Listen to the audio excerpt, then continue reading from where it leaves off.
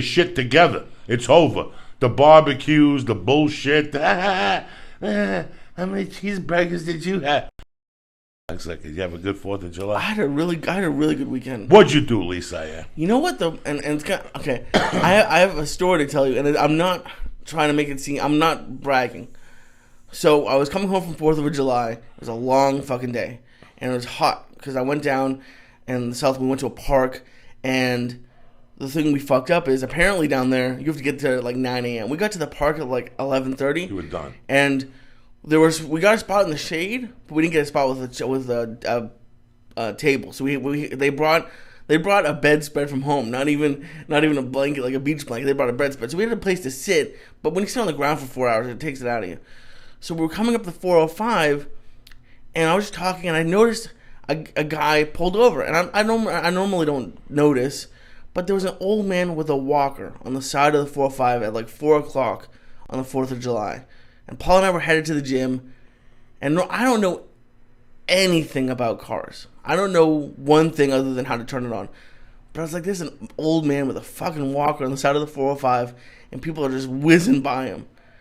And I was like, fuck. So I said we have to turn around. So we got on the 405 south and went and turned around. And I got to him. I was just gonna go call AAA. Sorry, because I don't know shit. And it's actually something I'm kind of embarrassed about because I don't know how to change oil. I don't know how to do shit. So I pull up, and this other car pulls up, and I look at her. It's a younger lady. She's like, "Are you here for him?" She's like, "No." And I'm like, "What? Okay."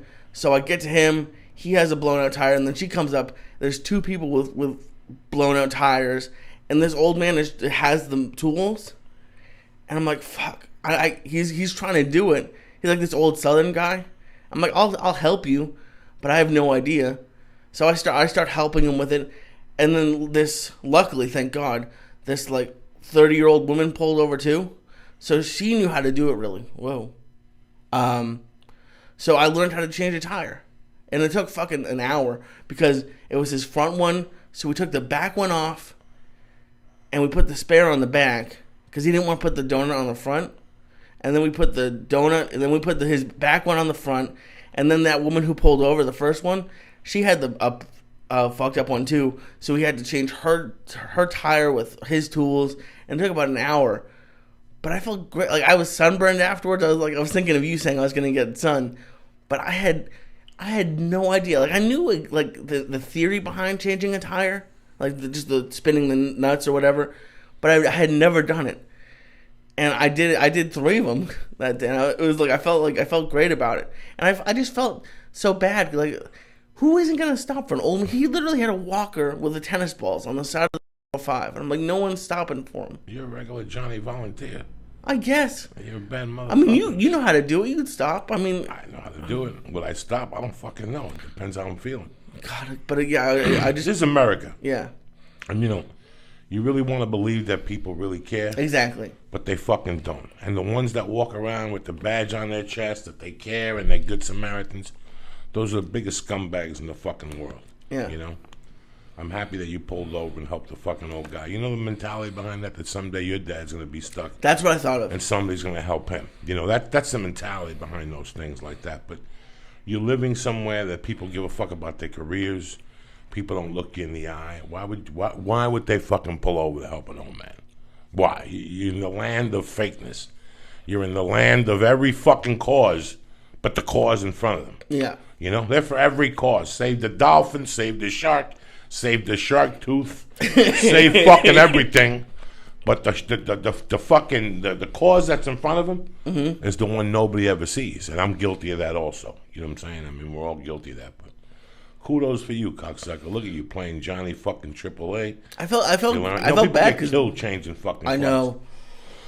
Because when they jack the fucking car up, they don't know how to jack it up, and it breaks, and the people fucking get killed by jacks. Yeah. Oh fuck. Luckily he told me he's like there's a little lip, but do you know how to? Like I've changed. I've never known how to do that. I'm no fucking car genius. I could change oil if I had to. I don't know if I'll even find the nut underneath and put the bucket and you loosen it. Yeah. And I could change the oil filter if I had to. I could change the air filter if I had to. I don't know about that shit no more. Those days are long fucking gone. You understand? Yeah. Uncle Joey's road fucking days. I used to have this car, and I had every tool imaginable and to fix that car. Yeah. Like I had a fucked up radiator, but if you put one of those things in the radiator, it fixed it for 6 months. Okay. You know, like you Puerto Rican the fucking car up, you duct tape it. You know, but that's pretty interesting that you pulled over. And then yesterday you went to the movies? Yeah, yes. I had Paula for the weekend, and you and I talked, and you were like, well, you could go to this bar. And at the end of the day, like, because we're trying to eat healthy, you can't get anything healthy. And I never buy pay-per-views, but I was like, well, I'm going to spend $60 at a bar. We'll go out to dinner, and we'll do it here. So we did that. And yesterday, we went with her mom and her cousin to see that horror movie. It was nice. I've been listening to what you're saying about family's important on the weekends, and I've never been close with a girlfriend's family before. And like the mom and I are getting pretty cool. The mom was making fun of me for being scared at the movie, and it's because the mom, it's a joke because her mom keeps saying like, when you leave me, I'm gonna die. But recently she said, "Oh, now that you have leave, I can die happy." And it's just how dramatic, like mothers get, like when they get a little bit older. But I don't know. It's been cool. You know, you're involved in a relationship, and you're a part of their family. It's so weird when you get involved with somebody's family. Like, I'm good friends with Terry's family. I like them. I enjoy them. You know. I can't be around them all the fucking time, You know. I don't think I'll go to the movies with those crazy motherfuckers, you know, but I enjoy them. I don't understand how people are married and they don't like the other person's families, or, you know, that just causes fucking, you know, drama from the beginning. And, you know, at the end, man, you want to be on those weekends around with the people you love. You know, you feel more at home with your family. Whenever I stay at home, sometimes lately I don't know how to handle life. Because there's a lot of sit down time with Mercy. There's a lot of, well, I'm going to watch it for an hour, and I draw with her, and I'm on the floor, and I'm watching videos with her, and I'm thinking to myself, I should be writing my book, I should be writing jokes, but I think to myself, no, I'm 51 years old, I got a second shot at this, I should be spending time with it. This is what I feed this family time, is how I feed my joke writing. And your book's gonna get done, and everything else will get done. If you don't live your life, you got nothing to write about. Right. You have nothing to write about if you don't live your fucking life. Let me ask you something. Do you know exactly what's going on with the Opie and Anthony thing? Do you know exactly to the degree of things? From what I read, he's saying he got punched in like Times Square area taking a picture, and then he since deleted the tweets. So unless a reporter saved him, I can't see them. From what I read from some of them, he was saying she was like an animal, which is fine. If I got punched in the face, I'd be pissed off too. To me, it seems like he got in trouble when he started saying something like, she's black and I'm white, it's hard being a white man, and just going off a little bit about that. I didn't fully read it, but it seems like he went off on race, and XM got scared. But after how many decades of them being on the radio, I'm surprised they still got scared. You know, it's amazing what's going on now, and I'm amazed by the two things from this, that you have to be very careful with your choice of words now. What did you hear what happened to Adam Richmond too? The Food Network guy? Yeah. He said something on Twitter or something? On Instagram. He said something, this one is even more stupid. He said he was working out and he used the hashtag Thinspiration, like to inspire people to get thin. Apparently, people are using that online to be pro anorexia, and this blogger got pissed off at him, and then he just responded like anyone would, and then Travel Channel, they didn't cancel the show. I think they just pushed it back a little bit, but it's really amazing how sensitive we are as a fucking society, you know? And how we're run by corporations, and they have a thin line of a thin margin, and fucking when they don't like something, you're fucking oust, you know. Yeah. But the other thing about this whole thing that taught me is where the fuck people's heads are, and how much we've become suckers. Like, we're becoming a fucking society of suckers. All weekend long, I kept getting these fucking stupid tweets about, show your support. Show your support. Let me tell you something. I love Anthony, and I think Anthony's a funny fucking guy. I think it's a great show, and they do a good job, and they'd be in New York for a long time. But there's nothing I could... You fucking guys are impressed if somebody writes something like that. That's what you're impressed. You know, like, oh yeah, I'm supporting Anthony. You want to fucking support somebody? Go in front of Sirius. Go in front of Sirius. The people that work with Anthony should say, you know what? We're not going fucking back till you put him on. You know, nothing happens till you fucking, till it comes down to dough. And that's when people back the fuck up. What happened to Operation? What's that? What happened to the operation where we were going to stop corporations and people going to live outside? What happened to Operation? What happened? What happened? Wall Street, yeah. What happened? You wouldn't put away your fucking phones, so the commitment was off. You know, you people want to work on 30% commitment because somebody tweets, I'm supporting him. I love the fucking guy. But do I have to write everything down to show my support and solidarity? What the fuck is wrong with you people? Let me tell you something. A couple fucking years ago, a man by the name of Joe Rogan, who's got a lot of motherfucking faults, but he's a great guy and he's very fucking generous with his time, used to go down to that comedy store every fucking week on a Friday and Saturday and do spots for free. Not only that, he bought him a fucking sound system. Okay? $10,000, $12,000, $13,000. When was the last time any of you bought a sound system for anybody? And one day he got thrown out of there because somebody allegedly was a joke thief and he put a video. I don't fucking know, and who gives a fuck? The moral of the story is that Friday everybody was supposed to go down there and march for him, and I'll tell you what happened to the fucking march? You know what? The people who were supposed to leave Gersh, 2 of them left. Louis C.K. and Dave Attell. Everybody else fucking stayed. Oh, because the agent had this. Where was the solidarity then? You see, solidarity ends when it comes down to paper.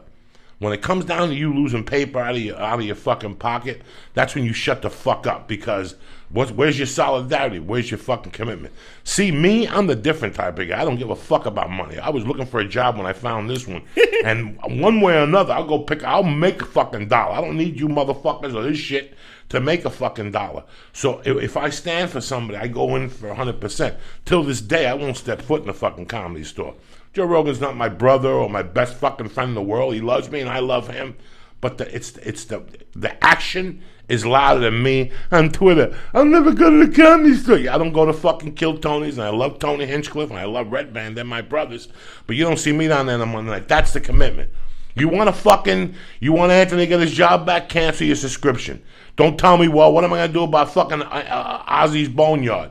What am I going to do about fucking Jim Norton? I have Sirius too. What the fuck do you want us to do? So stop with if you type something that shows how much committed. Don't believe the hype. We're a society of fucking suckers.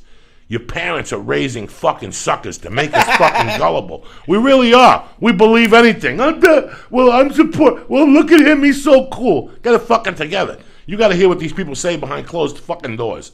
So just don't worry about fucking so much about saying something on Twitter. The whole thing. It's your fucking actions that count. If you're not going to commit to it 150%, shut your fucking mouth. When you go down to Sirius and go, you know what? I'm going to fucking put a bomb in my nutsack and I'm going to pull this fucking string if Anthony don't get his job back. If you're not going to do that, shut the fuck up, all right? With your little words. You people are the same people that got impressed with Chael Sonnen. Where is he today?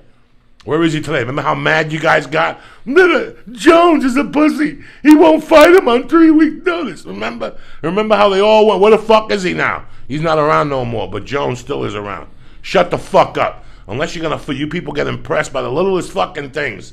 Oh my God, well, he wrote on Twitter. Oh, well, the fuck out of here. Get it together.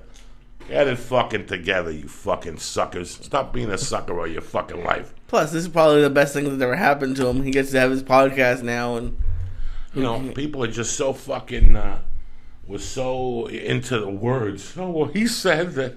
Oh my God, he's such a good guy. Let me see him go down there and put up the fucking Gitas, because at the end of the line, this is it. Gitas. How much you putting up? What are you doing? Oh, nothing. I can't quit my job. I have benefits. Then shut the fuck up, bitch. Then shut the fuck up. What happened to Operation? We're going to take down the corporations. Where's the stinky bastards in the tent? They found out I need to use an iPhone to take pictures of the stars. Oh my God, if I see Uranus, get the fuck out of here, you fucking jackoffs.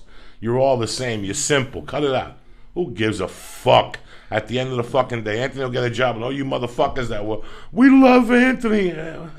What the fuck?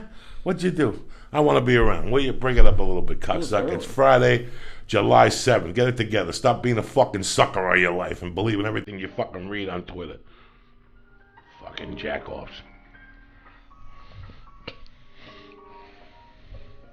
Oh shit. Wash that muffler. Today's the day. It's your lucky day. Get a lottery ticket. Do something, Canseco. Do you see Uriah Hall's speech after he won? That was pretty great. Who? Uriah Hall, the guy who broke his toe. His speech when Joe Rogan came up to him about how if you're not following your dreams, you're just existing. It was pretty cool. Listen to the music. Give a fucking watch some fucking toe. Get it together. It's the fucking promise. What? Who stand to be true?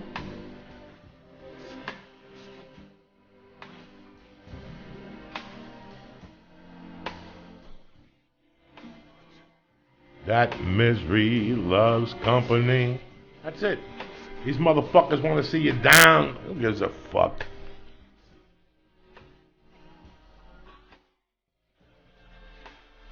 How was your 4th? My 4th was fucking great, man. I went to a block party in Studio City with the baby, and they had like this water thing. They had a band. They had free food, you know, hamburgers and hot dogs and cake pie eating contests. I seen Dave Grohl down there hanging out. It was very interesting. I had a great 4th of July. It was really nice to stay home for 2.5 weeks. I did the Ice House, but it's time to get the fuck out of Dodge and start making some jokes and going back on the fucking road. It breaks up my week a little more, you know. I had a good week last week. I had a great time. Very interesting 4th. I spent it with them. You know, I watched. What'd you think of the fights? The fights were great. The fights, Ronda Rousey is just unbelievable. I didn't watch BJ Penn. I wasn't home. I recorded I watched it. 3 rounds and my heart was fucking broken. Really? Is he lost? Yeah, it's all over. If anybody needed testosterone last night, it was BJ Penn. Oh, that's too bad. You know, but it's crazy how I was watching the weigh-ins the other day, you know, and the fucking funny thing is when you watch the weigh-ins, everybody on that stage is on fucking drugs. Really? Even Ariane Celeste is doing something. Her face is changing, you know. Dana's head's this big. Joe Rogan's head's this big. Fertitta's head's this big. All you see is a fucking bunch of fucking huge heads from the fucking testosterone. The only guy that's not on test is the black guy, Bud, and fucking, maybe he's even on testosterone. The guy that runs out, Bruce Buffer, and jumps up and down. Yeah. Everybody's on fucking, even the microphone was fucking on testosterone. You know, everybody's on the scales on testosterone. Even the guy from Nevada is on fucking testosterone. It's amazing. It's amazing. So they have like, you know, it's a rampant fucking epidemic now that every guy you see, and it's that fucking, and it's not, listen, the thing, I don't even know, if you go online and look at the percentages of prescriptions they've given out in testosterone in 2013, 2012, it is unfucking believable. It is unbelievable because it's the save all medication for older guys now. It's the one now, they're hooked on it. They know the verbiage. They know the whole fucking deal with it. And you know what? It fucked me up because I'm a fat dude. Like that fat dude shouldn't do it. Oh, okay. The little nerdy motherfuckers like that half a fag in the commercial. You know, are you low on testosterone? Yeah, that motherfucker. He needed at birth. Do you see Jose Canseco's doing a commercial now? Whoa. For an over the counter testosterone thing. And I'm like, that guy did so many steroids, and they're having him do it. You know, that fucking guy, dog, did so many fucking things. That poor guy doesn't even know who the fuck he is no more. Oof. When you see him out, you could tell he's as confused as fuck. Really? I was fucking with him one time at a UFC thing. I was tormenting him one time. I had never met him before. I had never, ever, ever met Jose Canseco before. And he happened to sit next to me with his daughter and his wife at a UFC. And I started talking to him in Spanish and saying, you don't remember me? Because I had friends that used to go play basketball at his house about 15 years ago. Okay. So I would go to Miami to do comedy, and the guys would always say, if you want to go to Canseco's and play basketball, I'm not going to fucking Canseco's to play basketball. So I saw him at this UFC, and I started busting his balls like, hey, how you doing? You remember me, Canseco? He's like, yeah, you look familiar. I go, you don't remember me from Miami, 95, playing basketball? And I started dropping names, you know, Nick and Johnny Bananas and all. He's like, yeah, how you doing, man? A long time. And I started talking to him in Cuban, just fucking with him. And that poor guy had no fucking idea I was just fucking with him, Lee. Like, remember that time we went to the fucking thing?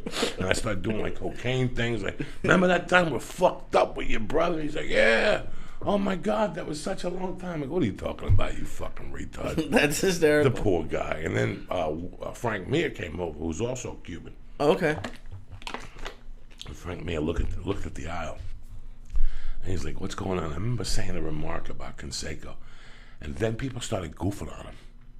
Like, people started throwing shit at him. And they moved him. They moved him from our area. I think I was with me, Ari, and Duncan. It was a big UFC, like one of those big summer ones. Yeah.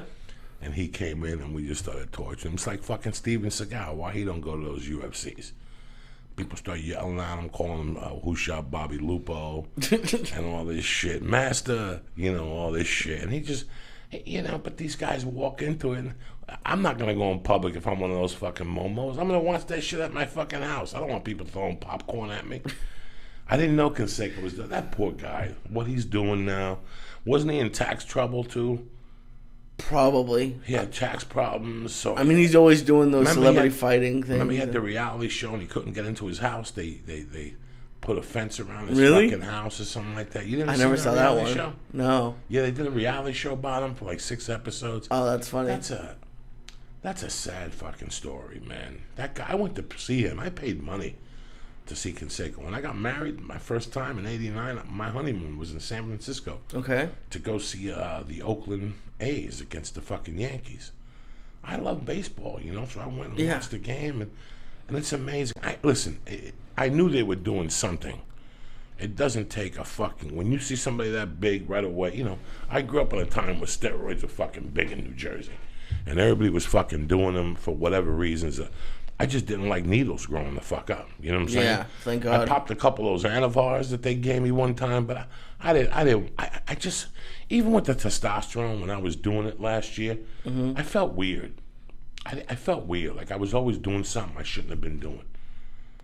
Do you know what I'm saying? Like you physically felt weird, or you like mentally? Mentally felt weird. Like I'm the type of guy snorted coke for fucking 90,000 fucking years.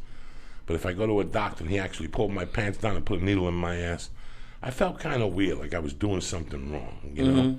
And I felt that way even when I was young, and everybody was doing steroids, and I would get like a prescription of Anavar, and I would take like 3 of them and lift weights and then go, I don't want to be fucking yoked up. People are going to know I'm doing them. Right. Why do something that people are going to know? I don't know. I just didn't see the... Well, say what you want about weed, but let's just say, for sake of argument, there was something you could take that would make you funnier. When you do it, I mean, it's like... I can see why. If it was like, if I wasn't allowed to take it to do comedy, man, listen, I was a complete piece of shit when I was introduced to comedy. Like I shouldn't say it that way. I was introduced to comedy at a young age, but in my mind, morally, at the time when I got into comedy, I would do anything. I would put a gun to your head. I would break into your fucking window. And granted, I was robbing drug dealers and shit like that. I wasn't robbing old people on the 405 when they got a flat. I'm not that fucking much of a low life. So when I got into comedy, I looked at it as my last chance. Okay. I really did. And when I got into comedy, when I thought about getting on stage and I took that course and people were like, you're kind of funny. You should stick with this. And all of a sudden, life presented itself. I got the biggest opportunity in life. I got a divorce. I had to start all over again. I had no money. So I had nothing to lose. When you have nothing to lose, you have nothing to lose. But one thing I told myself, if I get into comedy, I'm not involving my life into comedy. Okay. You know what I'm saying? Like, that actor that, there's an actor that plays a lot of, like, bad guys. He was in Usual Suspects. He was also in Pulp Fiction at the end. He's the guy they're going to fuck Ving Rhames. Oh, yeah. The blue-eyed actor. Like, that's a guy that does drugs, and he always gets arrested. And sometimes they'll book him in a movie, and he won't make it to the movie because he's doing time. Okay. I was supposed to do a movie with him, and the last minute, they're like, no, he's doing 90 days for probation violation. Jesus. He can't get out of the halfway house. And he's a great guy. I met him at the Comedy Store a couple, 10, 15 years ago. I'm not judging him on that. I'm just saying that I didn't want to be that guy. I didn't want to be... the guy that does time and then does comedy 6 months of the year, and I didn't want to be that guy. So when I decided to get into comedy, I made myself a personal fucking promise that I wasn't going to involve my life into comedy. Like, whatever I had done before comedy, I wasn't going to do it in comedy. Okay. So if I go to a comedy club and I saw a purse with $1,000 in it, I wasn't allowed to touch it, no matter how hungry I was. Okay. Because I didn't want my character to ruin my destiny. That was the first time I practiced that without even knowing it. I never had known what that was. I didn't learn that saying till maybe 5 years ago. But that's the first time I didn't let my character ruin my destiny. I said, I'm not going to fucking let my comedy get in the middle of this. And then I fucked up a little bit. In 97 on the road, I got arrested for shoplifting a tent in Boise, Idaho. You were going to return it, right? Yeah, I was going to do the return. And I got arrested. And that's the first time I disrespected comedy. The first time before that I disrespected comedy, just to get it off the fucking radar before somebody asked, was I got into comedy June 18th of 1981 was the first time I touched the stage. Okay. But St. Patty's Day of 92 was the first and last time I did blow before I got on stage, and it was the last time I did it before I got on stage. You don't like it? No, just so people know. I don't even mess with... I would not do blow before I got on stage. Okay. If I had to get on stage at 10 o'clock, I would not do a line of coke. Trust me, it would be hard. But that was the discipline for me at the time, even though I was a junkie. Okay. I think in the fucking 23 years that I've done comedy, I did a line 3 times before I went on stage. Like, just because, like, in Miami, after I do 2 shows, on those 3 shows Saturdays, I'd do a bump, and I would just go on stage the 3rd show, and it was just, people were impressed that I was that high on stage. Like, I would get fucked up. I would drink a bunch of drinks, and people would send me shots, and that's what the midnight show was about. The midnight show wasn't about the art. It was about fucking going up there and being fucked up. Is somebody calling? No, I'll keep an eye on it. It's so weird how I never disrespected my art. I never really tried to disrespect my art. Okay. You understand me? So I thought, between you and I, if something could make me funny, if you listen to any of my conversations, you know, I was talking to Rizzo the other night, about a week ago, and we were talking about when you first see the holes in your game. You don't really see a lot of holes in your game in comedy till you move to Los Angeles. You know, when you're on the road and you're in Seattle, you're running with your peers. So you're doing comedy and you're not really seeing your holes. You don't see your holes and you don't feel your holes till you get squashed in between Nick DiPaolo and Doug Stanhope. Right. Or Nick DiPaolo and Jim Gaffigan, or any of those great comedians who are very good at what they do as a craft, very set up punchline. When you're an unorthodox comic and you're going in between them, you see the holes in your game. So it makes you work harder. You know, I'm from the Matt Brown Institute of being funny. I'm from the Chris Weidman Institute of being funny. It's about hard work. I don't want to hang out at the Improv and hang out with people and market myself. And what do they call it? Networking. You haven't networked. You network on stage. Right. That's the best network there is. You don't network with a drink in your hand and a joint in the other. That's where you end up fucking dead. And you get this from me, who was a fucking junkie. I don't believe in that shit. You don't put a joint to your lips. You don't drink a beer till you got off stage. There ain't no party till you get off stage. When people called me on a weekend and said, "Hi, we're getting married May 13th. Good for you.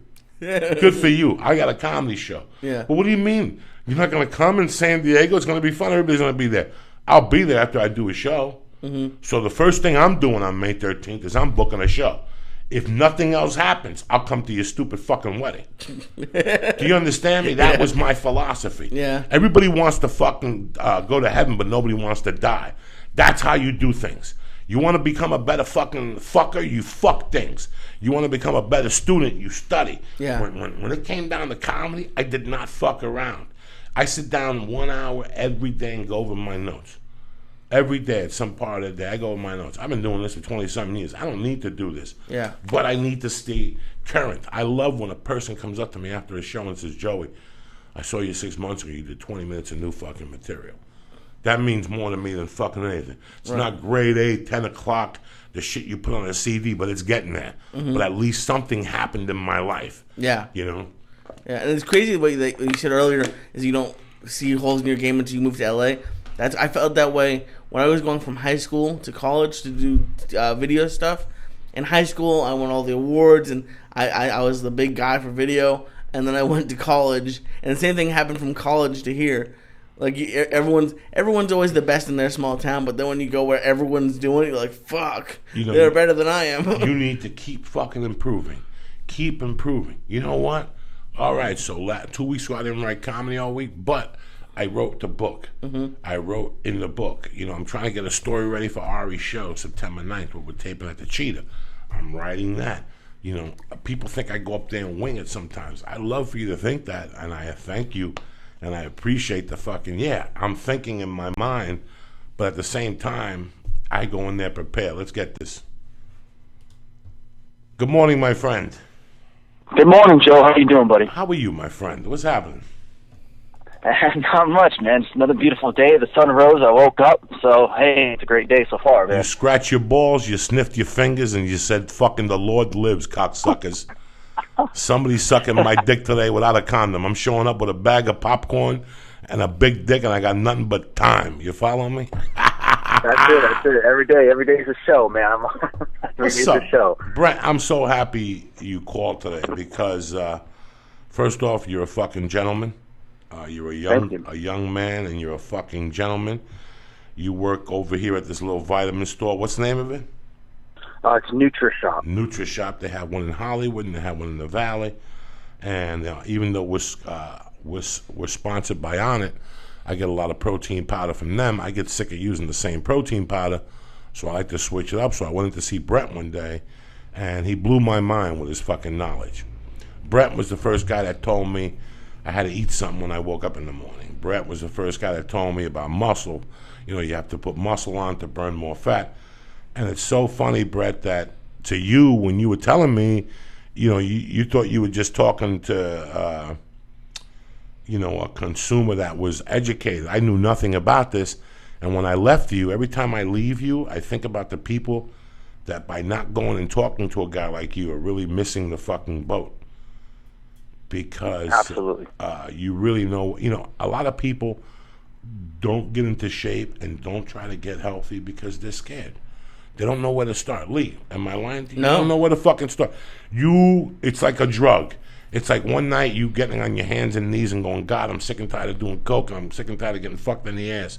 This has to fucking stop, How do I stop doing coke and getting fucked in the ass? What do I do? Well, you go to an AA meeting, you put fucking cotton balls in your you know the concept pretty well. Have you been there? No, but it's, I'm just trying to fuck around with you. Brett, people are scared. And how does a person in today's society that's 60 pounds overweight and never gotten to a gym, when he walks into you, what do you tell him? Well, you have to start with the basics, man. I mean, you always have to start somewhere in life with anything, But when it comes to, your health, your fitness, it's a whole consistency thing. It's not something where you can gain your success in one night. You always start with the basics. You have to start with nutrition. Of course, that's where it starts with. I always think it's 80% nutrition and 20% working out. Say if you work out 5 days a week for 1 hour a day, you still have 23 hours left of the day to making sure you're putting the right stuff in your body. So the true result factor really comes outside the gym. And that's all based on nutrition, man. So I'll always write out like a whole meal sheet. And it's a huge factor because, you have height factor, you have weight factors, you have activity factors. Some people work, like myself, I'll work a desk job all day. I'm just pretty much stationary. I'm not really, running around. I'm not really burning a lot of calories. So maybe for someone who's not as active, I'm not going to be having them. I'm going to have a whole different type of meal sheet that I would be writing out for them. But now if someone is, say, like a UPS driver who's hustling around all day, totally maximizing their calorie burning, depending if they're trying to lose weight or put on muscle, there's a lot of different factors of a person's regimen, and that's what that's why I always ask the questions, and I try to break it down. I try not to make it seem overwhelming for them because there's a lot, to know about nutrition and also about supplements. But the beauty about the supplements is, today in this era, man, we're so busy with, family, with work, with hustling. It's a full-time job to stay on top of your nutrition. So, a supplement can make it very convenient, very easy. You can preload shaker cups with protein shakes to use as meal substitutes. You can use multivitamins if you're not getting all your full servings of fruits and vegetables, and so forth. But at least at the Neutra Shop, that's what I love is people coming in. But anybody walking into that door, they're already making that decision, like, all right, I'm going to change my life, So they've already made that decision, so they've already taken that first step, And the rest of it from that point is just the consistency and to stay motivated. And that's what I always try to do too, just motivate people, whether it be uplifting their spirits. I always keep in touch with my customers, via email, or I always give them my personal number. So if they're out and about and they have questions, they can always contact me. I try to make it as easy as possible because a lot of people lose the that motivation, that drive to make them feel good, because it could be discouraging when you don't see those results right away. So you always just got to stay motivated and stay connected with the people and things that make you feel motivated too. Let me ask you this. I have a big question for you here. Why is it so important and remember that day I was in there and the owner of the store was there and we were having a conversation. The thing he stressed was eating something immediately when you woke up. Right. Well, hey, that's why they call it breakfast, because you break the fasting of sleeping. When you wake up, you got to get your muscles, first off, out of that ketosis state, that catabolic state, because, say if you slept from, 6 to 8 hours, which most of us only sleep really only like 5 to 6 hours, you're pretty much fasting, So when we wake up, right when you put your feet on the floor, your metabolism, it's revving up. So right away, your body's looking for energy to burn.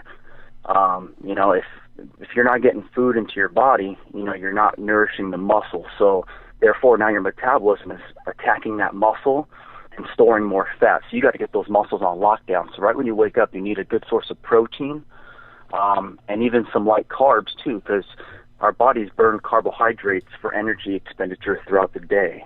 But most importantly, you need the protein to help protect the muscle. Think of it as like, I'm trying to think of an analogy here. Think of it if I put like a piece of filet mignon and a piece of fat in front of you. Joe, which one are you going to go for, man? The filet mignon. That's it, baby. That's it. It's the same way it is with our bodies. We have muscle and we have fat in our body, and our metabolism, it doesn't want the fat because fat protects your organs, and there's no good quality energy in fat. That metabolism is going to go after that filet mignon, that muscle. So you got to get that muscle on lockdown with amino acids, with protein. Once you get that muscle on lockdown, now you're going to be forcing your metabolism just to tack into that body fat. And that's why it's important to eat first thing in the morning.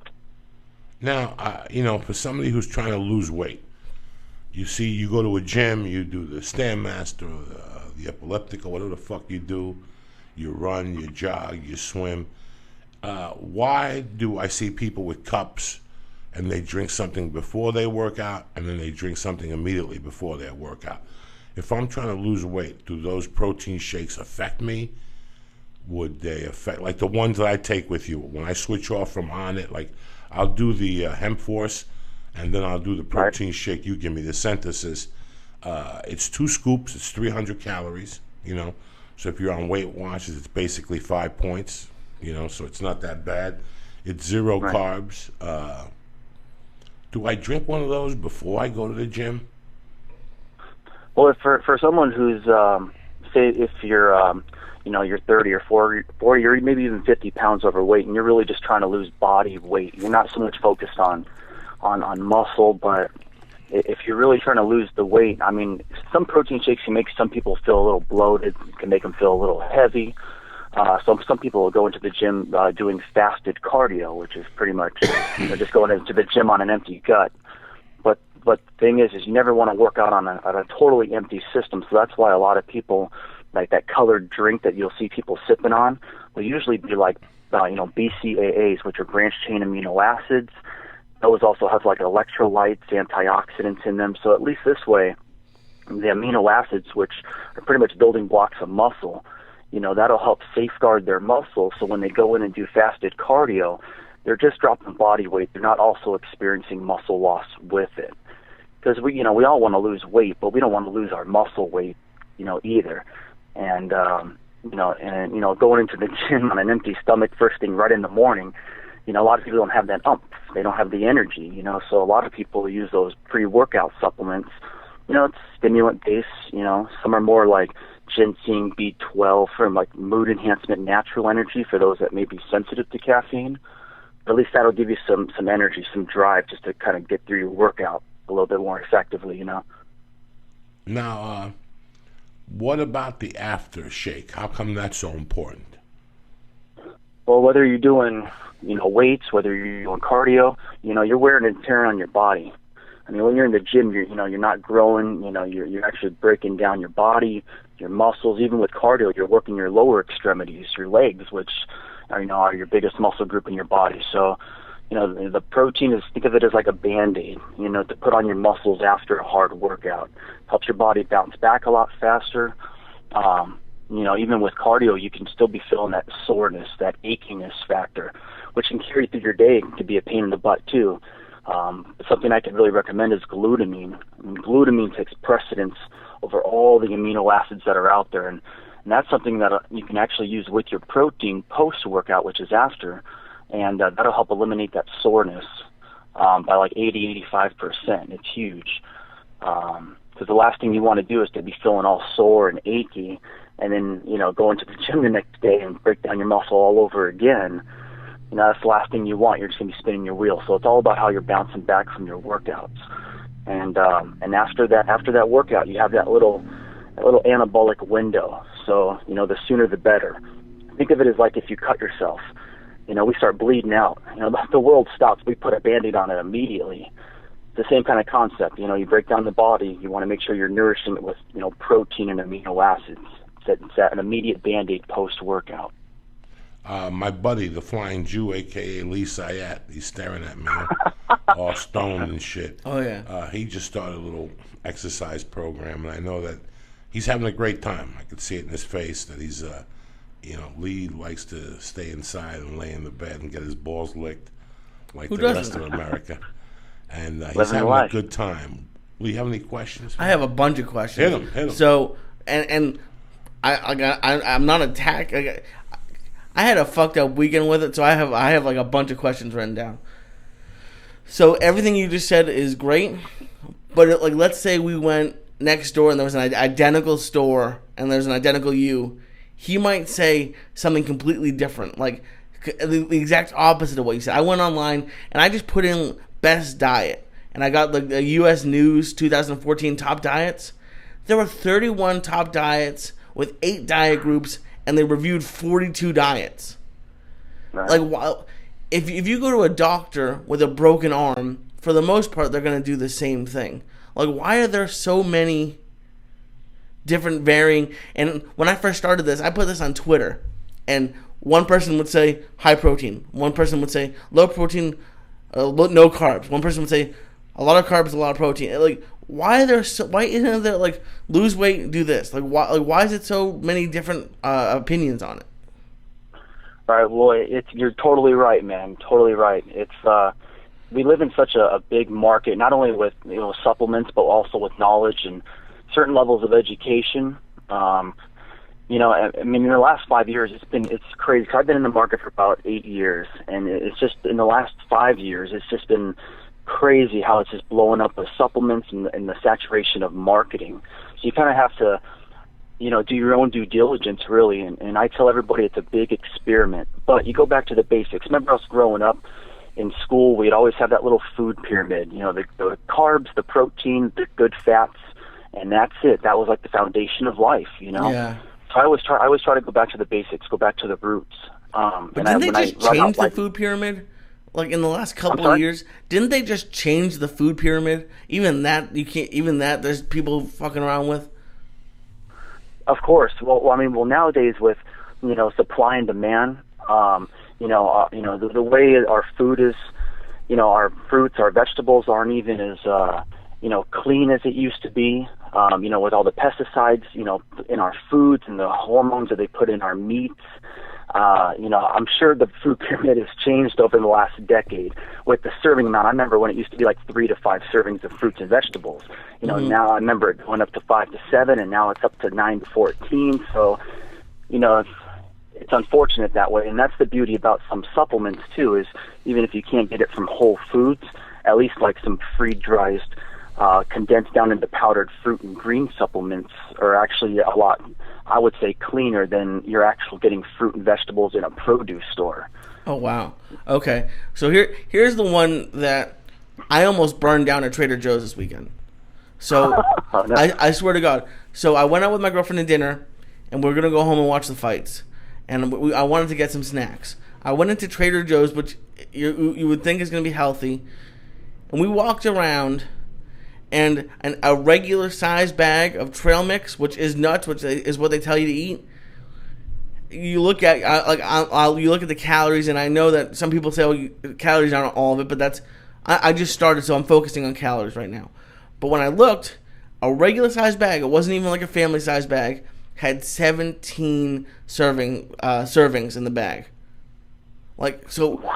It's like how is that even? And this isn't really for you, but how is that legal? How if a serving size should be a bag, a half a bag, a regular size bag. I went yesterday to the grocery store, and a bag of gummy bears had 6 servings in it, and it's a bag that people can eat in 2 minutes.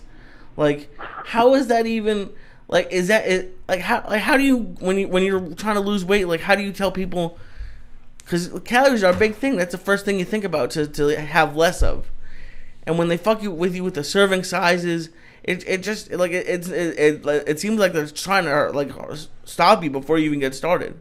But not to interrupt Lee or Brent. Let me tell you something, guys. You know why? There's more fucking diets than ever. Why? So we give ourselves more excuses. Yeah. Okay, we all know the diet you need. You need to push yourself away from the table. Yeah. You can't eat ice cream, no matter what the serving size is. Yeah. You know what I'm saying? We know. As Americans, you fucking know. Okay, when you wake up in the morning, you can't eat 3 eggs, 6 loaves of fucking bread, and 6 cans of Coke. You could eat an egg, a little fucking apple, and some fruit, and mix it up a little bit. We all know the answer, Brett. But the reason why there's 52 fucking diets is so we have 52 fucking excuses to fail. It's amazing. It's fucking amazing. We also had Mike Dolce on, who trains fighters. He's got a couple of very successful books, and they're very interesting diets if you like that type of food. But 9 out of fucking 10 savages that weigh 800 pounds don't eat chia seeds. And they're never going to fucking like fucking chia seeds, okay? Okay? They got to be 800 pounds because they don't fucking like broccoli with fucking cauliflower on it. So you have to find a substitute, Brett, as Americans. And we're stuck, and there's an answer. You know what? I started this whole thing when I was 418 pounds, Brett. I let myself go with the sleep apnea and the drugs over the years and the binge eating. And one day I went to a Y, and I didn't even have 3 minutes of cardio at 0.5 on a treadmill. I have no reason to lie to America or you, Brent. And I had to quit the cigarettes and quit the blow and walk around the fucking neighborhood and, embarrassed and not, I'd go in the pool. I would never wear a shirt on. That's even more embarrassing. Show those titties. If you're going to jump in the pool, show those titties, cocksucker. They got hair on them. Who gives a fuck? And I went to Weight Watchers, Brent. And as gay and as womany as it sounds, I dropped 118 fucking pounds. And all I did every day, Brett, I swear to God, was hit the bag at the YMCA. I started at 3 or 4 minutes and then get on the bicycle. I get on the bicycle now and I want to puke because after an hour you've burned 60 fucking calories. But you get on the elliptical and you burn 500 calories in that same hour. Yeah. So the bike doesn't work for a guy like me no more. But I found that through experimenting. For the last 6 months, I've put on weight every week between the kettlebells and the protein powder. And I spoke to a friend of mine. He goes, I just want you to do jiu-jitsu for 2 weeks. Drink your protein, watch your diet, don't eat your breads. I've lost 8 pounds. I've only been to jiu-jitsu 2 times a week, and I went to the elliptical and hit the punching bag. So I was overworking myself, Brett. I was working 5 days a week and gaining fucking weight. the kettlebells, I think whenever I touch anything with metal on it, I put weight on. It just makes me automatically fucking hungrier, I think. And every time, well, of course. yeah, every time I touch a metal, in the back of my mind means, oh, I got permission to eat a steak. You know? Yeah. Right. Well, think of it too, man. As you know, when you start lifting anything with metal, it's got weight distribution to it. So weight will break down your muscle more aggressively than just doing regular cardio. You see, so and then we all have different, genetic makeup and hereditary dispositions. So, say for some people that lift weights, they can put on muscle very quickly versus someone else. So that could just be your genetic makeup of when you start lifting weights, your muscles just respond to that. So. But yeah, like you said, it's an experiment you have to run through for yourself. I've spoken to people for years. I had a friend in Syracuse that told me fruit is the worst thing you could eat. This guy looked me in the face and argued. I didn't get involved in the argument because I kept thinking to myself, I've never seen nobody 800 pounds eating an apple on television saying that he needs help. Yeah. You know what I'm saying? I can't stop eating oranges. I'm 800 fucking pounds. It's so weird. You know what, man? I find myself losing weight when I interrupt my day with fruit. Last night, my wife she bought something. Oh, she buys those cheese puffs for the baby. I gotta tell you something. Those Captain Booty cheese puffs, they can replace a blowjob at night. Got a good ring to it. Yeah, oh my God, Pirate's Booty. That's Booty, really good. Yeah. They replace a blowjob. if you're warmed up and you want somebody to lick your balls, do me a favor. Go to Rob's and buy the Pirate's Booty cheese puffs. Sit there, put your favorite TV show on, eat a handful, and you won't need that. Wait, is one bag 10 servings? Something like a lot of it, but Pirate's Booty actually looked not bad. It's not bad. My wife gets them for the baby because of that reason. It's like a handful is 80 calories, whatever it was. But I went for the Pirate's Booty and I go, I ate a banana first, and I ate half a fucking cantaloupe, and I only ate 3 Pirate's Booties instead. Do you understand me, dog? So you got to cut deals with yourself. It's about sacrifice also. I would love to eat that whole bag of Pirate's Booty. Oh, God, yeah. A couple weeks ago, I ate a pot cookie, and I went home. My wife woke up the next morning. She goes, "Where's the fucking cheese puffs?" I go, "I'm on my way to get another 2 bags. I destroyed them last night." She goes, "I can't believe you ate the baby's fucking cheese puffs." I go, "Don't tell me. Say something to the fucking pot cookie." Oh, my God. No, it's nutrition. Listen. For years, I thought running up hills and shit, you could run up all the fucking hills you want. Everybody knows you're absolutely right. It's 80% nutrition. Until you start cutting the mayonnaise out and putting away that bag of chips, and, that's when things start happening. But again, Brett, we live in a society that nobody wants to take responsibility for anything. Right. Nobody wants to... Really, what would you think with what your products that you have down there? I take a lot of your products, and I'm very happy with them. I love the Glutacore. If before I go to, I was taking it after my workouts, and still being sore, and I want to go down there and curse you out, but it wasn't until I started drinking them at night and replacing them as a meal that I really started feeling the effects of the Glutacore. Great. Before I hit the crib, a little milkshake. I wake up feeling like fucking, Johnny Bananas. Yeah, well, when you're sleeping, that's when your body's, most effectively when it's really repairing itself, rejuvenating, is during your sleep cycle. So that's a great time to use a protein glutamine supplement. But there's just like in the food industry, in the supplement industry is a huge market. So. My products are great. I stand by my products, but it's just because over the years I've done a lot of due diligence and a lot of comparing to different products. And that's what you have to do with food and even with supplements, is just compare supplement facts. And everything will have a supplement fact on the back. If it doesn't, then I wouldn't buy it, But you always want to have that comparison of supplements, just to compare apples to apples. And you just want to try to find the most effective, the most cleanest product that could best suit your, the goals that you're shooting for. Right. Well, we always have this conversation, and you're very good explaining it, but I want you to explain. Like I said to you when I spoke to you, I go, I want you to talk to me the way you speak to your customers, because you're a beautiful person, man.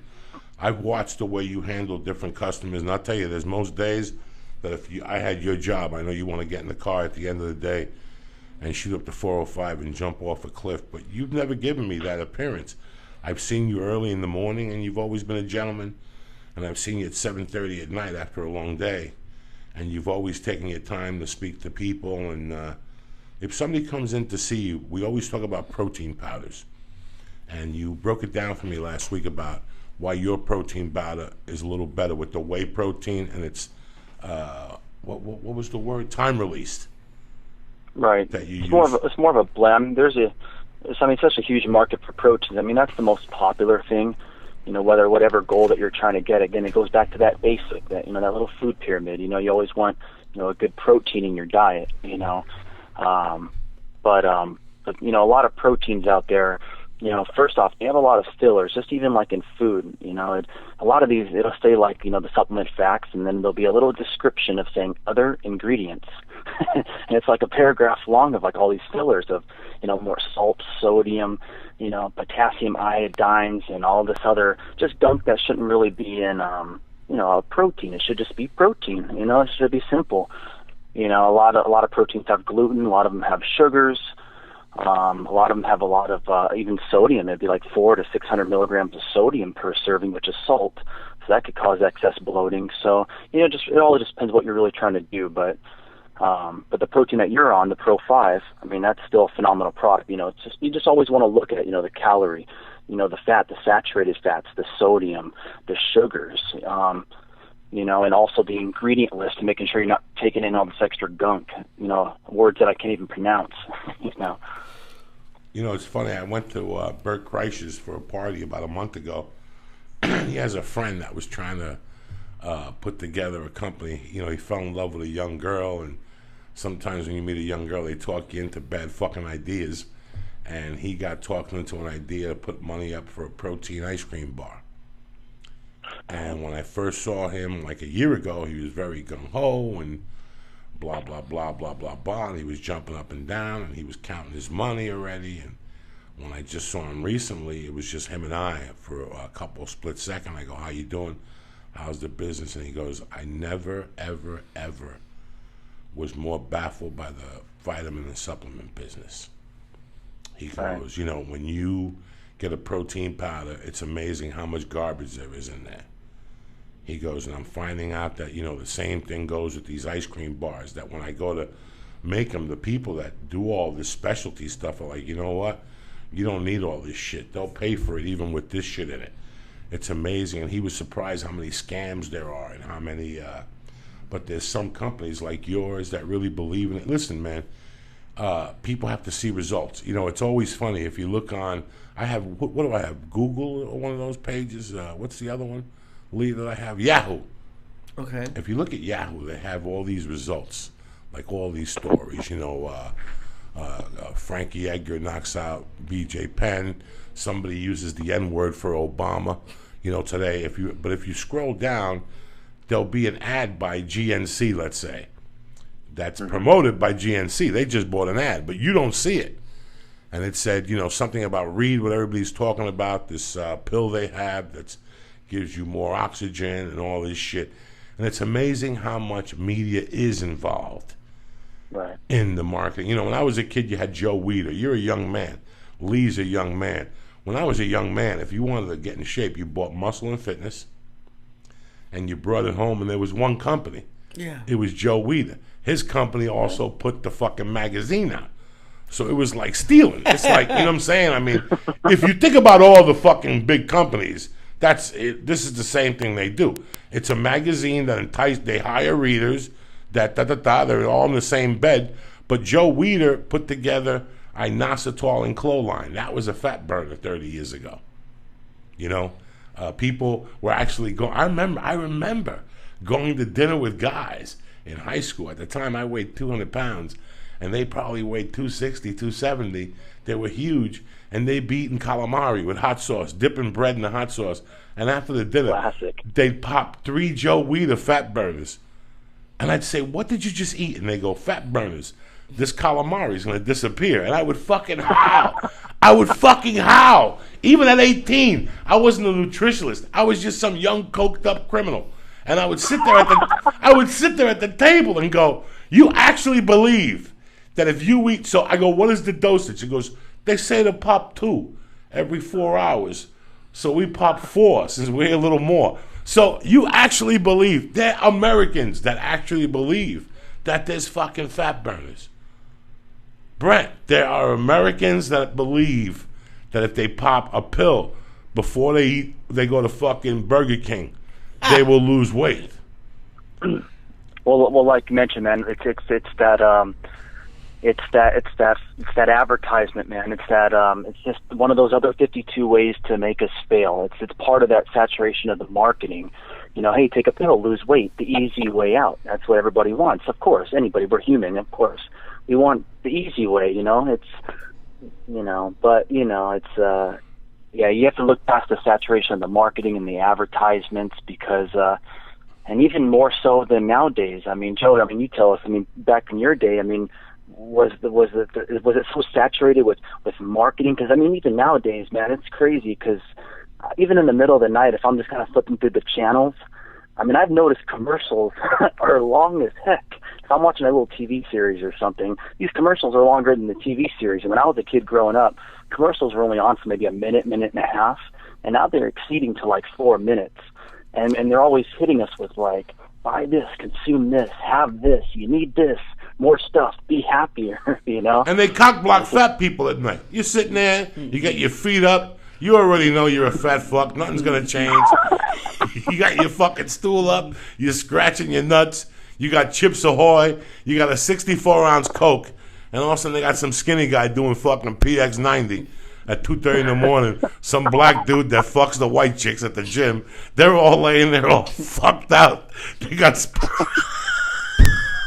It's like these companies, they know this. They know that some Joe Smo was just sitting on his couch, chilling at 2 in the morning. I'll buy that. $82. Remember 2 years ago, the shaker? Every fat dude bought the shaker. Listen, you've been drinking martinis for 20 years. You didn't lose a fucking ounce. Now you're going to shake up a fucking shaker that's going to make you fucking lose weight. People will do anything to avoid what the road is. Did you see they brought back the little thing that you put around your stomach and it like shakes? Yeah. They brought that back. I saw a commercial for it. Did you think about buying it? Tell me the truth. You know what? I wish there was a pill. I would be the first one to take it, but no. There ain't no fucking pills. There ain't nothing. You gotta walk. You gotta drink water. Something. You know, I didn't drink water for 20 years. I thought water was like fucking evil. Like if I went to your house and you offered me a glass of water, I'd never come back. Like you offered what? We don't have orange juice or Coke? What happened? What happened? The dollar store is out of fucking pineapple juice. Get your shit together. Bret, it's always a pleasure to go to the store and talk to you. Where you located? Tell these fucking Chinooks. Well, the shop I work at is it's in North Hollywood. It's 4844 Lancashire Boulevard. It's like right there in the NoHo district. You're next that's to the one I work at. You're next to the fucking the theater. Oh, there used to be a Russian weed store there. They're done. The fucking theater with the bald-headed guy with a bunch of people in there Friday nights, late night, fucking doing fucking projects. You're next to that fucking condom supermarket. I love them. They just... Fantastic. And then we're also, go figure, we're right across the street from a KFC.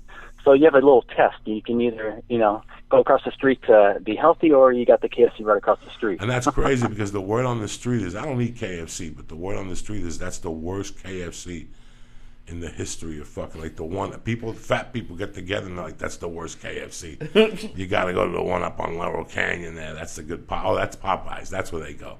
Because somebody was telling me, no, fuck that KFC. That's a nasty one. That's a good neighborhood where we're at. They're trying to build up North Hollywood. I love it. I love living in this side of town. I love going on Lancashire, and I love stopping in by you. And like I said, if you guys are looking to change your life and you want to talk to somebody just about your little supplements, like you said, it's 80% fucking diet, and I'm guilty for it as much as anybody else. I go to eat with my wife and the baby. Next thing you know, I'm tasting their macaroni and cheese. Next thing you know, I'm stealing some, and now I'm fucked for the day. Yeah. There goes 8 Weight Watcher points. I'm fucking done. You know what I'm saying? But it all starts with nutrition. And Brent, I'm happy that you took the time to call in today. I know you sleep till about fucking 7:30. You're a young man. You're out hey, late. no, it's all good. You're out late. You're out late, dressed up in white, slinging dick. I saw your Facebook picture. Shit. You went to fucking Vegas dressed in white like fucking Hector Lavoe in '76. Did you have white shoes on to boot? Yeah, you gotta have it's gotta be all color coordinated. You're a man. bad Color motherfucker. coordinated. Let me tell you something, man. I was a fucked up kid, so I know when somebody's fucked up when they're young. You're a nice young man, man. You got a great life ahead of you.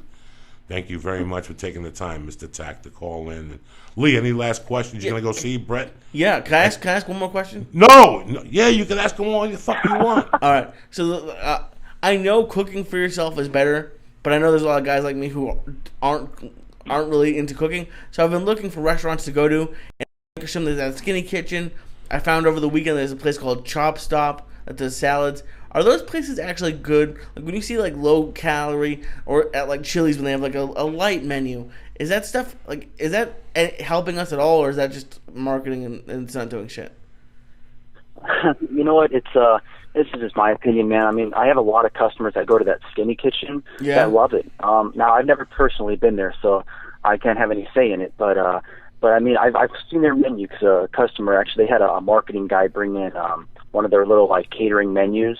So I was kind of looking over and doing some own due diligence, and it looks pretty legit. Okay. And again, I've got a lot of great feedback from customers. Yeah, it's delicious, but I'm just... Right. Now, Now that I know the Skinny Kitchen's kind of like a little mom pop kind of shop, you know what I'm saying?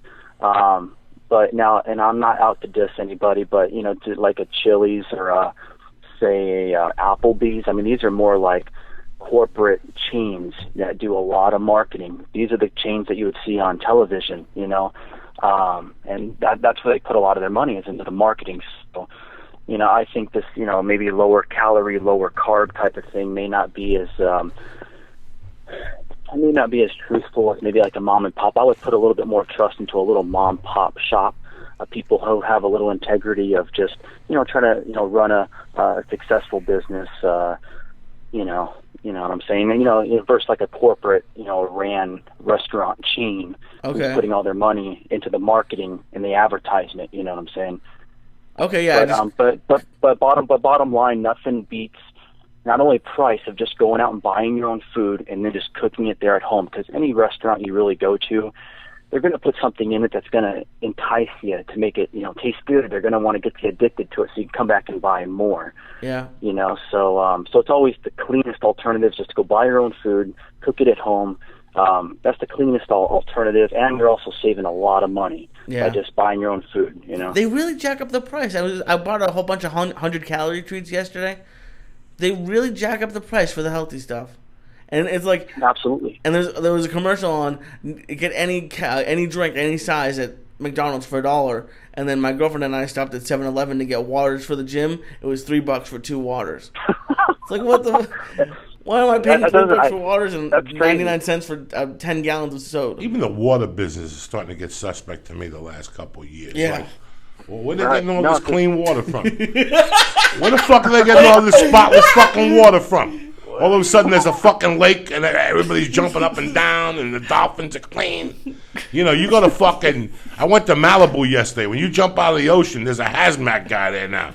My wife got tar on her foot last week. It's still on there.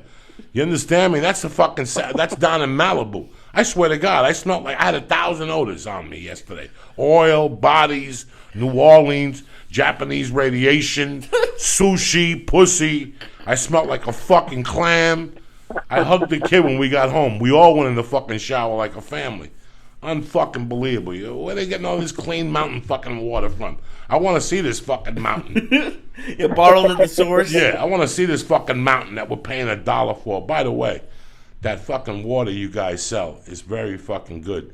And again, I don't believe nothing. I don't believe periodicals or testimonials or nothing. You know, in the old days, people would show up with a bag of Coke with a purple thing. Oh, it turned purple. It must be good Coke. Give me a yak of that motherfucker. If my eyeball ain't spinning, it ain't fucking good, all right? So I took the water in jiu-jitsu last Tuesday. I was doing backflips. I was doing omoplatas. You should have seen me. I was Johnny on the spot. I had oxygen.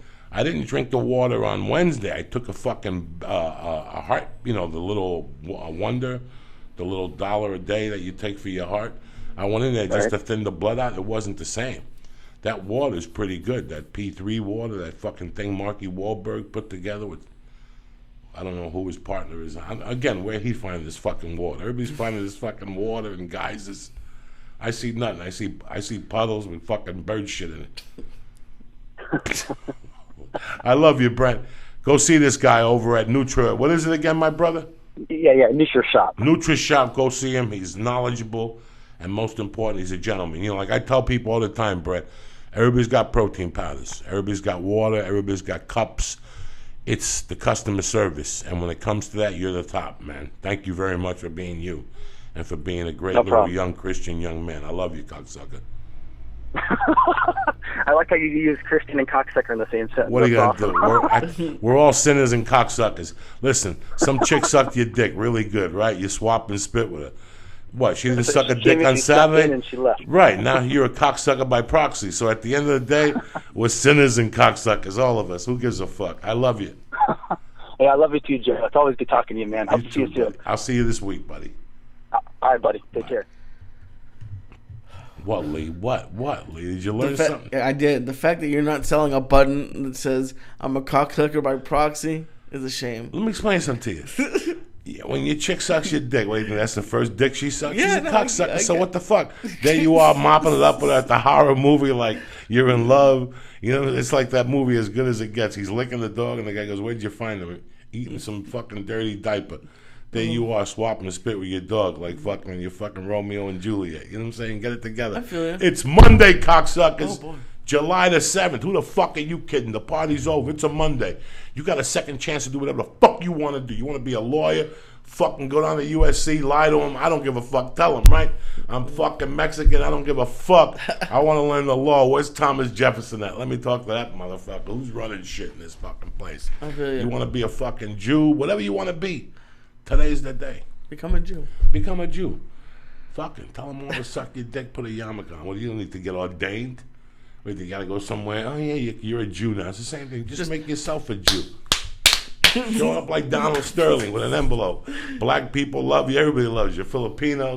Let me give a shout out to some beautiful fucking people here. This Chiba Chew is kicking in. Oh, it's Did they tremendous. get a shout out?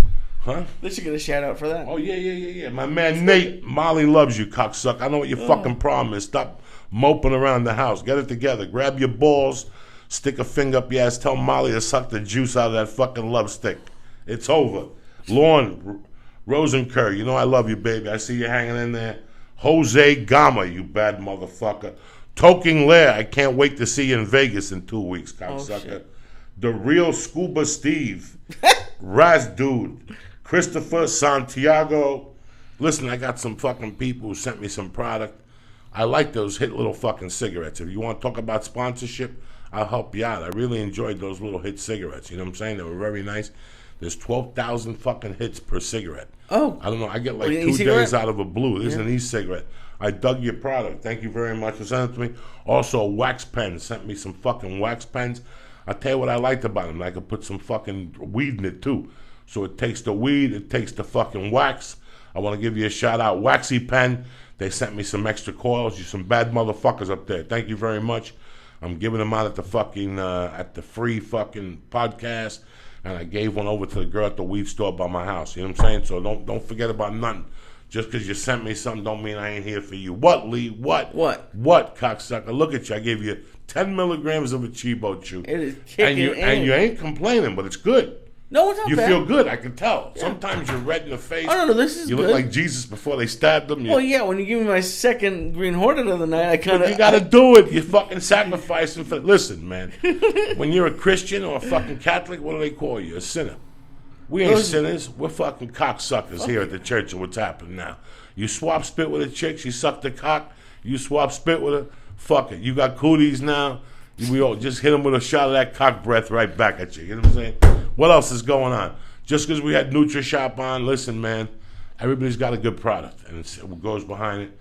The reason why I deal with Onnit is the same reason. I got a good product. Every time I hit Ricardo with a question over there, boom, I got an answer back. That's the most important fucking thing to me. Is customer service, customer satisfaction. Yesterday somebody hit me, they downloaded a CD, it didn't work. Boom, I sent it to Lee. Lee takes care of it. We don't fuck around. We don't need your fucking $5. I want you to be happy. You understand me? I don't want your fucking $5. I want you to be happy, cocksucker, with anything, whether it's the podcast, with Lee, whether it's with us. I just want you to be happy. That's customer service. That's something that nobody pays you to do. That's something you have to have in your heart. When you look at somebody and you go, I hope you're happy with what happened, dog. When I sold you a Coke Rock, it was a fucking Coke Rock, okay? That's all I got to say. That's customer fucking service. Same thing stands with Onnit. They don't fuck around. If you want supplements, go to somebody else. If you want optimization, you go to fucking Onnit. You want to be the best animal you could be? You want to be thinking on 15 fucking cylinders? You pop a couple of those alpha brains, you jerk off, and you smoke a fucking number and you leave the house. You see how clear-headed you are. You're not walking around all fucked up with that lump scum in your fucking sack, all throwing you off. It throws your equilibrium off. You take some alpha brain. Alpha brain don't fuck around. If it don't change your life, it doesn't make you feel better and clean, send it back. We get a money back guarantee, no questions asked. One time only. Don't do it twice, because we'll send somebody down there to stab you in the fucking neck. Go to Onnit. They got the kettlebells. They got the Shroom Tech. They got the coral. I'm telling you guys, the digest enzymes. They got the testosterone booster. When it comes to your fucking health and health optimization, and you getting fucking tremendous fucking what's the word I'm looking for here? Results from your workouts. Go to fucking Onnit.com. Go to joeydiaz.net. Order a ghee patch. While you're there, go to Onnit.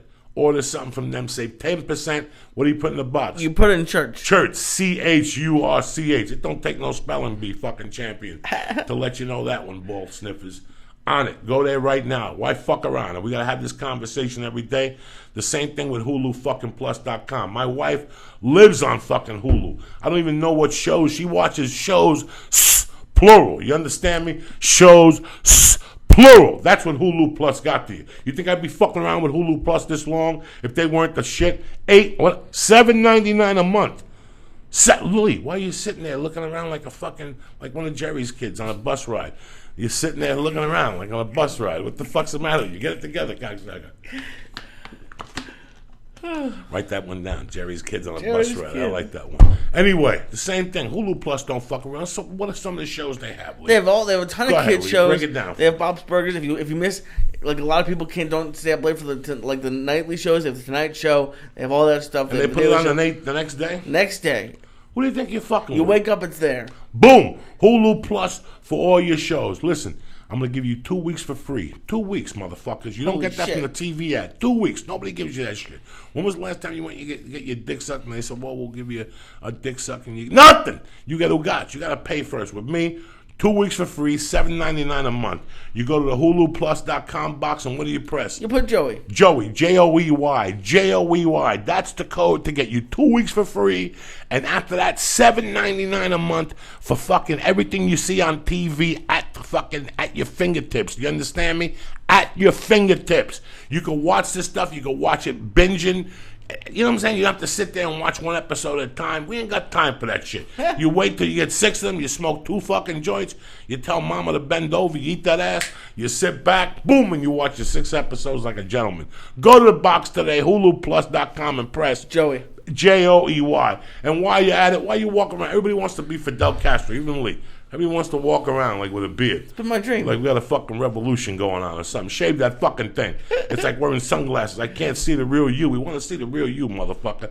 Between the beard, the tattoo, the SWAT sticker on your forehead, you're going to get 70 fucking years eventually. You got to accessorize. That's right. You got to accessorize, cocksucker. Dollar Shave Club. Sharpen up. $1, $6, and $9 a month. Every month delivered right to your door. Onnit too. They'll deliver right to your fucking door. It's called Stay On It. They do the same shit. Dollar Shave Club. You get 4 razors sent to your door every fucking month. You're going to leave the house. You don't got to stand in the pharmacy. Where's your card? Where's your customer gratitude? Fuck customer gratitude. You want to pay for a bag? Yeah, you want to pay for a bag. $1, $6, and $9. For $1, you get 4 single blades. For $6, you get 4 double blades. For $9, you get 4 double blades with the aloe strip. Makes your face nice. They got the one wipe Charlies for your asshole. You pop them in your ass. You pop counterclockwise or the other way. Your fucking muffler is spotless. When people sniff your asshole, they're like, where were you? Where the fuck have you been? Eating peppermint patties your whole life? DollarShaveClub.com. Why fuck around? Also, to my main man, Jeremy, at EscapePodTank.com. If you want to save thousands, not fucking a couple yardsticks, thousands on a fucking flotation tank for your house, business, whatever the fuck you want to do. They just got what's the name of it? Just a tank model. Just a tank model. You save $150. But Joey, I don't have 2 or 3 G's. Financing is available. Go to escapepodtank.com. Go to the page. There's an 800 number. Call Jeremy. He'll answer all your questions. He knows about fucking everything. Tell him he knows about astrology. He has all the questions. Everything. All the answers. Answer all your fucking questions. Got all the answers for you. Plus, he'll save you money, which is what this podcast does. Shop around. I don't give a fuck. Put Escape Pod Tank to the fucking test. I fucking dare you. You're going to save $150 off the just the tank model and $250 just for dropping the name. Flying Jew, fucking Jews, Spix, Joey Diaz. Boom! You get $250 off. Who gives you that type of love in your life? Huh? No one. On a fucking Monday. Nobody, cocksucker. That's why we're here. So what do you got planned for today, Lee Syatt? Well, I'm going to work out. Okay. What time are you doing this at? I was going to go after this because I'm pretty high. But I didn't bring shorts. I guess I'll have to go home. I'm going to work out. What kind of shorts you bring to the gym? You get nice little tight shorts, boys. No, I like the gym. I like having pockets. I always feel like an asshole because you can't carry your wallet without pockets. You bring your wallet to the gym? No, but like later on, like I always put the fucking wallet it's in the trunk. It's in the locker. Don't put it in your locker. Why? That's why I used to make most of my scams. In '87, I had a kid that would lock up would watch you, get to know he worked at the gym. And when you walked in there, don't ever bring your all you got to bring into the gym is your fucking iPod. Don't bring your phone in there either. Ain't nobody gonna die. What's on my phone? We'll get it together, stupid, because then you accept phone calls. I want you to be fresh when you're in there. I want your mind to be thinking about the future, what jokes you're going to write, what are you going to do when you lose this weight, how you going to be at the beach fucking slinging dick with Mexican women. You know what helps, and I'm going to have to start bringing my iPad, is movies on the elliptical. Makes it go by like nothing. That's tremendous. Just focus on I want you to go there and clean out that fucking head of yours. Look at that. You're the only Jew. You got no gel on your hair. I want you to clean up what's in the coconut. Don't worry about the fucking movies. Just put music on. I want you to think. I want you to think of how we could do the podcast, how you could write jokes, how you can make your dick bigger. Don't worry about the entertainment. Everybody wants to bring a magazine. What are you going to read? This ain't no fucking library. This is the gym. Did Rocky Balboa read when he was at the gym? That's so weird. You see Rocky Balboa watching an iPad at the gym? Fuck no. You focus on the journey ahead of you. I want you to be there. I'm there. No, I'm there. Don't fuck around here. I want you to be there. I take the iPod and I go back. I go back to my weaknesses. I think of a time when it was fucking dark and I try to get myself out of it. I bring myself to emotion sometimes. I drive myself to fucking the emotion of being stuck there again and how I felt and how people are walking around feeling sometimes. Because the only way for me to do this podcast and for me to get through these people is to bring myself there. To prove to you motherfuckers that you could be somewhere dark and within 10 minutes you can have light in your fucking life. It's not going to always be dark. You're going to have darkness, but when you go to work out, I want you to think of your life. I want you to fuck all that movies and because then you're not thinking about what you're doing. I want you at the 33-minute mark. I want you to look at the clock and go, I got 27 minutes left. Fuck that fucking cheeseburger. Fuck that fucking slice of pizza now. You know what? Because sometimes we go to the gym and we go, if I go to the gym, eat that cookie. Yeah. And when you're in the 33-minute and you're huffing and puffing and that salty sweat's going in your eyeballs. Right. And you're tasting, you can smell the odor coming up from you. I smell like an old man. Have you smelled me lately? I haven't. I smell like an old man. Listen out. It's disgusting, and I want you to think. And sometimes, like I said, I think back when I'm 27 because I want to think about what Lee's going through right now. Sometimes I go back to when I'm 25. I go to 1988. And I think back to what the fuck was I going through? Boy, was I fucking scared. Boy, did I not believe I could do anything, that I really had it in my mind that I was a piece of shit, Lee. I really fucking believed that I wasn't going to accomplish anything in my life, you know? And then I think back to getting on stage, and I think about how I felt then, how I felt that I was just going to kill myself. Like every time I get on stage, you just want to kill yourself because you're not funny. And then that sparks me to go to jiu-jitsu. That makes me go, you know what? I got to go to jiu-jitsu tomorrow because I don't ever want to be that bad. And I know that if I was bad at something, because I tried it, you know. I try to take myself to these dark places, man, because it'll get my writing better. It'll make me better because it makes me see the fucking journey. So I want you to do the same thing when you're working out. So 3 years from now, somebody comes to you and they're 100 pounds overweight. You go, listen, dog, this is what you do. And you can put your mind there. And you think, because if not, you're not feeling what you're going through. Okay. When you go to yoga and you breathe, you feel your body. I did, you know, lately I've been doing those things, to stretch my back. I was working out and not stretching afterward. It's the worst thing you could do. You know, a lot of people stretch a lot before they work out, but people say you could pull your muscles if you're not warmed up properly. Mm-hmm. So I always walk around to something or do something, even if I just jump up and down and then stretch a little bit, then do the elliptical. And then when I'm coming down off the elliptical, I stretch. I really stretch hard.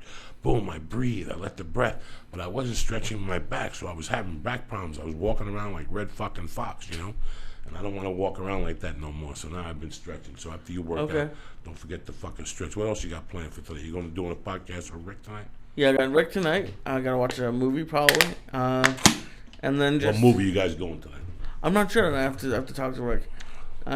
I probably know, but I'm really fucked up right now. And then the last week was kind of slow, and I've been getting some tweets.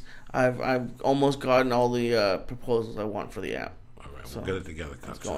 What are you doing today? Oh, can I mention one thing? Go ahead, mention. If you at leesyatt.com, if you want, I'm having a sale on shirts. Use code JewMeDown, and you get $10 off 2 shirts. You're a fucking savage. What do I got today? Today I'm going to do a little workout. I'm thinking about going to jiu-jitsu tonight. If I can make it by 8 o'clock, I got to write. I'm getting ready for the San Jose Improv. You know, San Jose is always a fucking crazy it's a party. Blast. Auntie Dolores is coming again. Oh. I got some motherfuckers showing up. Some gangsters, some Mexicans, some fucking Raider fans. It's a jiu-jitsu weekend up there, so I have a lot of jiu-jitsu people going up there. I think I'm going to stop by Guerrilla Jiu-Jitsu Saturday morning for the 10:30 gi class. Oh, cool. So I'm very excited about the week up in San Jose. I always am. Next week, I'm in fucking Viva Las Vegas at the South Point with my main man, Steve Simone and shit, making it happen. And the week after that, I'm in beautiful Pioneer Comedy Club in Reno, fucking Nevada. I got to get my plane ticket today. But something really weird happened, man. What? A great listener said that he heard me speak about Santana. And his uncle was Santana. If I wanted to go see him in Irvine, whoa, the 26th, and go backstage and meet Carlos, and I'm fucking, you know, it took me 2 days to reply to the kid because I was so overwhelmed. I'm really in hell, but I committed to this Reno date, and I have to do it. If not, I'd be right there. I'd love to meet Santana, and people have no idea, you know, what Santana did. You know, it's funny how there's great men, like Martin Luther King was a great man. He fought for black rights, and, you know.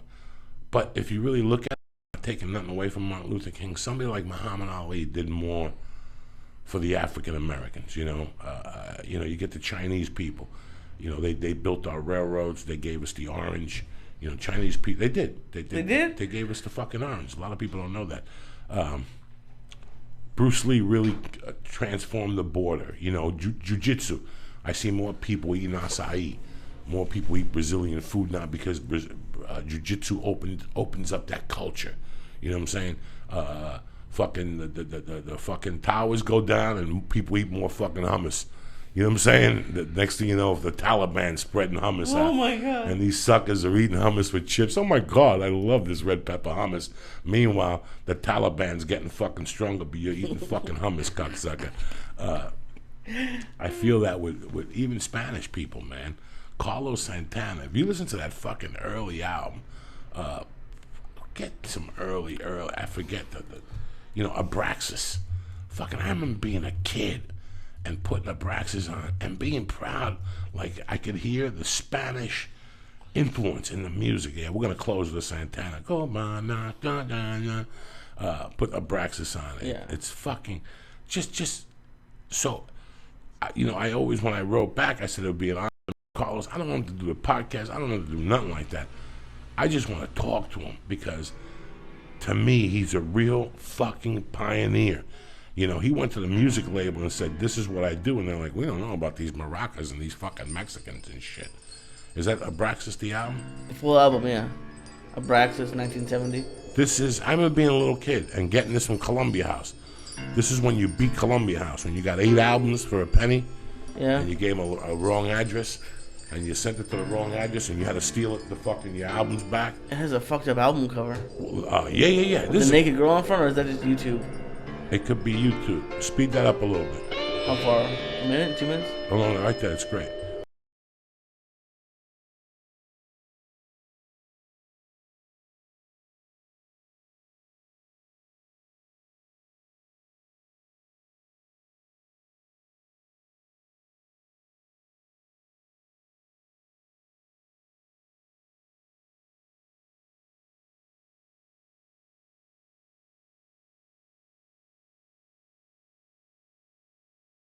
When I was seven, this is what I was listening to.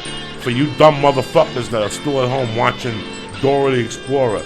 I was dropping this at 7 on an 8-track upstairs in my attic. Not even getting high. Just listening to this shit. Are you fucking kidding me? Are you fucking kidding me? So you hate Spix? Put this on. You hate that Mexican down the block that has the lawnmower? Before you judge him, put this on. You hate that fucking lady who sells you fucking tacos and won't give you the extra hot sauce? Put this on, motherfucker. Feel it, you cocksuckers. It's Monday. Smoke a number. Do a bong hit. Do something. Write your goals. We gotta get out of here. I'm getting too emotional. You hear those congos right there? You're like, but we're white people. Why are we listening to this native music? Why are you selling us gum? Because. There's so many of those lines. Why are you selling us chicle, motherfucker? I love you guys. Stay black. We'll see you Wednesday night. We got a great guest. 8 o'clock Wednesday night. On the 9th. Is it the 9th? Yeah, should be. Say the ads right over this. Don't turn this off. Okay, I wasn't going to. Now that the show's over, don't forget to sign up for a free trial of Hulu Plus. Hulu Plus lets you binge on thousands of hit shows anytime, anywhere on your TV, PC, smartphone, or tablet. Support this podcast and get an extended free trial of Hulu Plus when you go to huluplus.com/Joey or go to joeydiaz.net and click on the Hulu Plus banner. And don't forget to sign up for dollarshaveclub.com. Get high-quality razors sent to your door every month for a fraction of what you pay at retail. Now go to dollarshaveclub.com/church or just go to joeydiaz.net and click on the Dollar Shave Club banner. And thank you to Onnit. Go there for all of your optimization pills, Apple Brain.